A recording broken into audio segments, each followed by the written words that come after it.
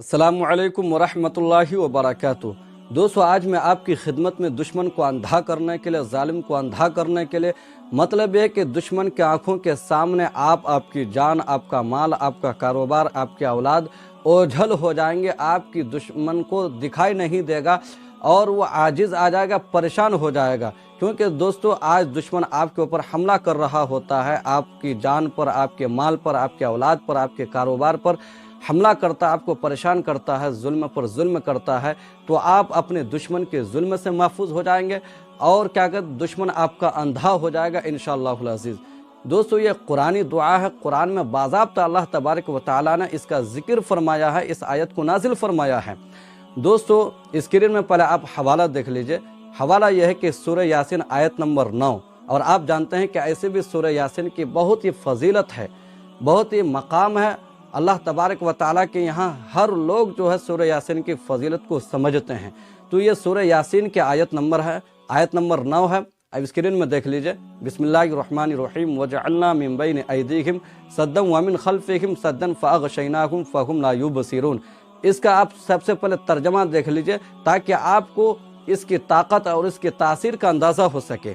ترجمہ یہ ہے کہ ایک آڑ ہم نے اس کے سامنے کر دیا، ایک آڑ ہم نے اس کے پیچھے کر دیا، اور ہم نے اس کو پورے طور پر ڈھانک لیا، جس کی وجہ سے اس کی آنکھوں میں پردہ ہے، وہ کسی کو دیکھ نہیں سکتا۔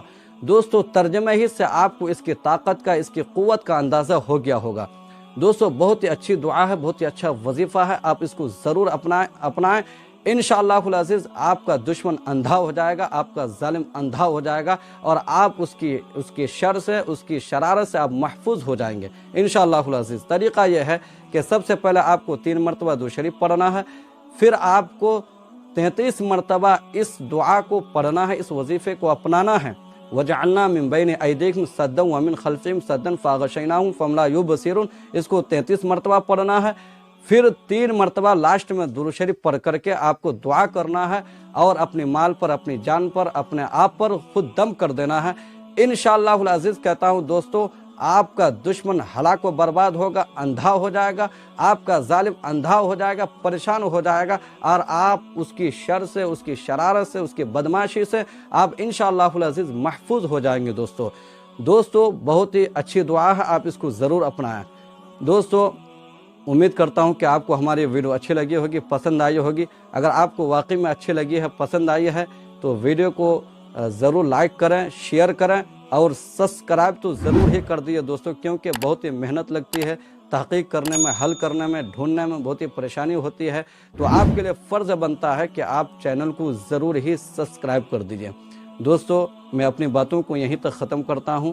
السلام علیکم ورحمۃ اللہ وبرکاتہ۔